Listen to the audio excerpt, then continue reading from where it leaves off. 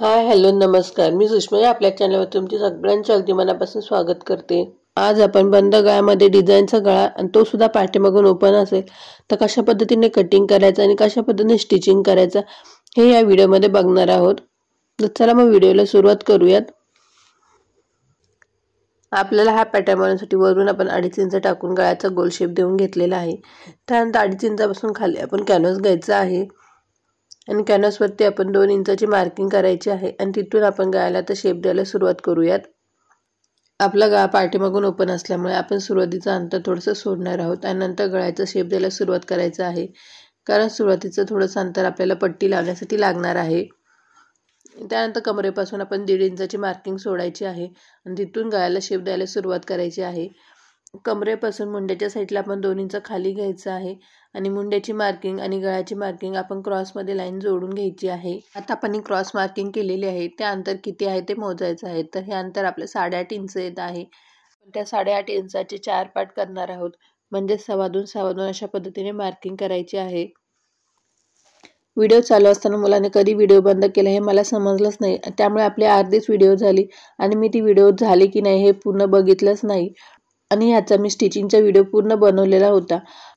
म्हणजे आपल्या फक्त हा मधलाच पार्ट नव्हता, म्हणून म्हटलं की हा मधला पार्ट मी तुम्हाला पेपरवरती दाखवते की आपण कशा पद्धतीने केलेला आहे. आणि हे सगळं प्रकरण एडिट करताना माझ्या लक्षात आले, त्यामुळे म्हटलं की हा सोपा पर्याय आहे. लहान मुलं म्हटलं की नेहमीच आपलं काही ना काही काम वाढवून ठेवतात. तुमच्या सुद्धा मुलांनी असं काही काम वाढवून ठेवलेलं आहे की नाही हे मला कमेंट करून नक्की सांगा आणि काय काम वाढवलं हे सुद्धा मला ऐकायला नक्कीच आवडेल. पेपर कटिंगमध्ये आपलं हे अंतर 9 इंच आलेलं आहे. आता आपण त्या 9 इंचाचे 4 पार्ट करून घेणार आहोत. म्हणजेच काय, तुमचे कितीही अंतर आले असेल तरी त्या अंतराचे आपण 4 पार्ट करायचे आहेत. नंतर त्या 4 पार्टच्या मध्ये आपण अर्धा इंचाची अशी मार्किंग करणार आहोत. नंतर आपण ज्या ह्या 2.25 इंचाच्या मार्किंग केलेल्या आहेत त्या मार्किंगवरती आपण गोलाकार शेप द्यायचा आहे. पण शेप देताना आपल्या रुंदीला अर्धा इंचच खाली घ्यायचा आहे.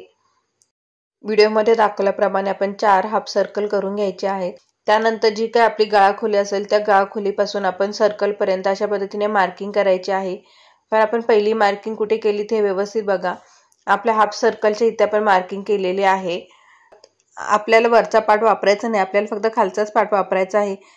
त्यामुळे आपण हाफ सर्कलची मार्किंग केलेली होती त्याच्यावरती आपण 1 इंचाची अजून एक्स्ट्रा मार्किंग करून घेणार आहोत. म्हणजे आपण गळा मार्क केल्यानंतर आपल्याला गळा जोडण्यासाठी एक्स्ट्राचं जे काही कापड लागतं ते आपण कापड एक्स्ट्रा साईटून घेणार आहोत. हा गळा कटिंग करून झाल्यानंतर आपला अशा पद्धतीने दिसेल. आता आपण याची स्टिचिंग कशी करायची हे बघूयात. आपला हा कॅनव्हास सिंगल होता तो कट करून आपण डबल करून घेणार आहोत, कारण हा आपला पाठीमागून ओपन गळा असल्यामुळे आपण याचे 2 पार्ट केलेले आहेत. त्यातला आता 1 पार्ट आपण घ्यायचा आहे आणि कापडावरती व्यवस्थित असं मांडून घ्यायचं आहे आणि साईटून आपण कापड कट करायचं आहे. आता आपण या गळ्यावरती शिलाई मारून साईटून आपण कापड फोल्ड करून घ्यायचं आहे. आता आपण दुसरा पार्ट कसा जोडायचा हे बघूयात. दुसरा पार्ट जर तुम्ही अगोदरच्या पार्ट सारखा सेम जोडला तर ते चुकीचं होईल. दुसऱ्या साईडचा कॅनव्हास तयार करताना आपण अगोदरच्या अपोजिट साईडला ठेवायचा आहे. कॅनव्हास उलट सुलट लवकर समजून येत नाही, मग अशा वेळी आपल्याकडून चुकून एकच पार्ट डबल होऊ शकतो. त्यामुळे दुसरा कॅनव्हास ठेवताना काळजीपूर्वक ठेवायचा आहे. आता आपण दोन्ही कॅनव्हासवरती पट्टी फोल्ड करून शिलाई मारून घेतलेली आहे. आता आपण पाठीमागची बाजू घ्यायची आहे, त्यावरती हा तयार केलेला गळा ठेवायचा आहे आणि सेम गळ्याप्रमाणे आपण पाठीमागची बाजू कट करून घ्यायची आहे. खालचा कॅनव्हासचा गळा कट करून झाल्यानंतर वरती आपण 2.5 इंचाचा गळा कट करून घ्यायचा आहे. आता आपण मेन पीसवरती अस्तर ठेवून मेन पीस सुद्धा आपण अस्तराप्रमाणे कट करून घ्यायचं आहे. आपण अशा पद्धतीने कटिंग केल्यामुळे आपल्या वेळेची पण बचत होते आणि आपली फिनिशिंग सुद्धा चांगली येते. पण अशा पद्धतीने कटिंग करताना आपण थोडीशी काळजी घ्यायची आहे, जेणेकरून आपला भाग बरोबर कट होतोय की नाही या गोष्टीची. मी माझ्या बऱ्याचशा व्हिडिओमध्ये तुम्हाला सांगितलं असेल की आपण अशा पद्धतीनेच कटिंग करायचं आहे, जेणेकरून आपल्या वेळेची बचत होईल. अशा पद्धतीने कटिंग करताना आपण बरोबर सेंटरवरतीच गळा कट करायचा आहे आणि आपला मुंडा दोन्ही साईडून बरोबर आहे की नाही या गोष्टीची खात्री करायची आहे, नाहीतर ही एकदम सोपी पद्धत आहे. आता आपले मेन पीसचे सुद्धा वेगवेगळे 2 पार्ट तयार झालेले आहेत. आता आपण याच्यावरती शिलाई मारून घ्यायची आहे. आता आपल्या दोन्हीवरती शिलाई मारून झालेली आहे. आता आपण एक्स्ट्राचं काही कापड आहे ते सगळीकडून कट करून घ्यायचं आहे. आपण पाठीमागच्या बाजूवरती एक्स्ट्रा काही कापड होतं ते कट केलेलं आहे आणि आता त्याच्यावरती आपण कॅनव्हास ठेवायचा आहे आणि शिलाई मारून घ्यायची आहे.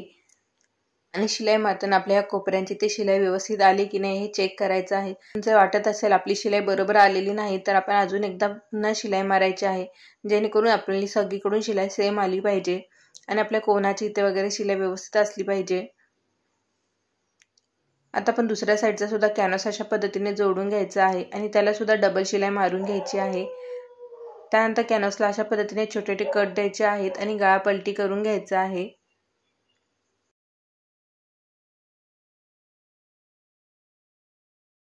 गळा पलटी करून झाल्यानंतर आपला गळा अशा पद्धतीने दिसेल।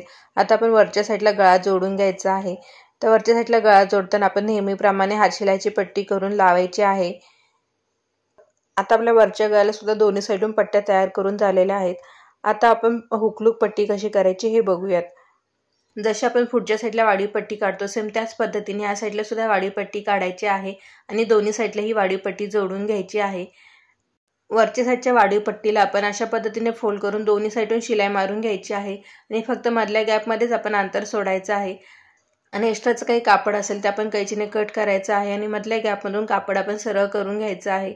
म्हणजेच मधल्या गॅपमधून आपण ही पट्टी सरळ करून घ्यायची आहे। ही पट्टी सरळ करताना तुम्ही एखाद्या टोकदार वस्तूच्या मदतीने सरळ केली तरी चालेल आणि खालची पट्टी आपण नेहमीप्रमाणे फोल्ड करून सरळ करून त्यावरती शिलाई मारून घ्यायची आहे। आता आपली पाठीमागची एक बाजू तयार आहे। आता आपण दुसरी बाजू तयार करून घेऊयात।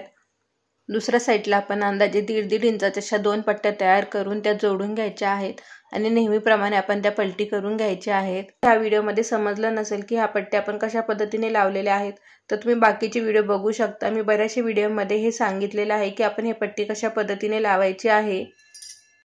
आता आपली पाठीमागची दुसरी बाजू सुद्धा तयार आहे। आता आपण ह्याच्यावरती लेस लावून घेऊयात। तर लेस लावताना आपला हा गोलाकार भाग असल्यामुळे आपल्याला लेस लावायला इझिली जाण्यासाठी आपण याच्यावरती शिलाई मारून घ्यायची आहे। शिलाई मारताना अगोदर आपण सुईमधून धागा काढायचा आहे आणि मशीनवरती अशा पद्धतीने लेस ठेवायची आहे आणि पाठीमागून आपण बोट पकडायचं आहे। अशा पद्धतीने आपण लेसवरती शिलाई मारल्यामुळे आपली लेस इझिली लावली जाते, म्हणजेच आपल्याला पाहिजे तशी आपल्याला लेस वळवता येते। आता आपला जसा शेप आहे त्या शेपप्रमाणे आपण लेस लावून घ्यायची आहे आणि लेस लावताना गोलाकार भागाची ते आपण अशा पद्धतीने एक छोटीशी प्लेट घ्यायची आहे, म्हणजे आपला कोन असं व्यवस्थित असं तयार होईल। तर बघा आपली लेस लावून पाठीमागची बाजू तयार आहे। कमरेच्या साईडून 1 इंचाचं अंतर घेऊन अशा पद्धतीने क्रॉस लाईन मारून ते कापड मी कट करून टाकणार आहे, जेणेकरून आपल्याला टक्स मारायची गरज पडणार नाही। कमरेच्या साईडचा क्रॉस कापड कट करून झाल्यानंतर आपण कमरेला कंबरपट्टी लावून घेणार आहोत। तर ही पट्टी लावताना डायरेक्ट आपण डबल फोल्ड करून शिलाई मारून घ्यायची आहे। नंतर तीच पट्टी आपण फोल्ड करायची आहे, म्हणजे हात शिलाईची वगैरे अशी काही भानगड ठेवायची नाही। आपण डायरेक्ट डबल पट्टी फोल्ड करून पलटी करून घ्यायची आहे। मला जर यावरती अजून डिटेलमध्ये व्हिडिओ पाहिजे असेल तर मला कमेंट करा, मी याच्यावरती डिटेलमध्ये व्हिडिओ नक्कीच घेऊन येईन।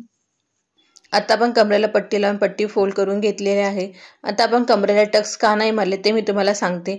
जर आपण कमरेला अशा पद्धतीने टक्स मारले असते तर गळा अशा पद्धतीने पसरला असता, मग तो कदाचित आपला व्यवस्थित बसला नसता। त्यामुळे मी टक्स न मारता साईडून 1 इंच कापड कट केलेला आहे, म्हणजे दोन्ही साईडून 1-1 इंच कापड कट केलेला आहे। आपण जरी टक्स मारला नसला तरी आपण कापड कट केलेला आहे, त्यामुळे फिटिंगमध्ये आपल्या काहीही प्रॉब्लेम येत नाही। फिटिंगला अगदी आपले परफेक्ट बसतात। हे बघा आपला हा ब्लाऊज शिवून तयार आहे आणि ह्याला आपण मस्त असे लटकन बनवलेले आहेत आणि याला आपण पफ स्लीव्स केलेले आहेत। तसेच आपण ह्याला पॉकेट तयार केलेले आहेत, जेणेकरून आपल्याला पाहिजे तेव्हा कप वापरू शकतो आणि पाहिजे तेव्हा काढू शकतो। आणि आपण पॉकेट केलेले आहे ते आपल्याला बाहेर अजिबात दिसत सुद्धा नाहीत। हे लटकन कसे तयार केले याचा व्हिडिओ मी नंतर अपलोड करेन। ही डिझाईन तुम्हाला कशी वाटली, आवडली की नाही, तसे शिकवण्याची पद्धत कशी वाटली हे कमेंट करून सांगायला विसरू नका। आणि तुम्हाला शिलाई रिलेटेड अजून कोणती व्हिडिओ बघायला आवडतील हेही कमेंट करून नक्की सांगा। व्हिडिओ पूर्ण बघितल्याबद्दल धन्यवाद। पुन्हा भेटूया अशा छानशा व्हिडिओमध्ये, तोपर्यंत बाय आणि टेक केअर।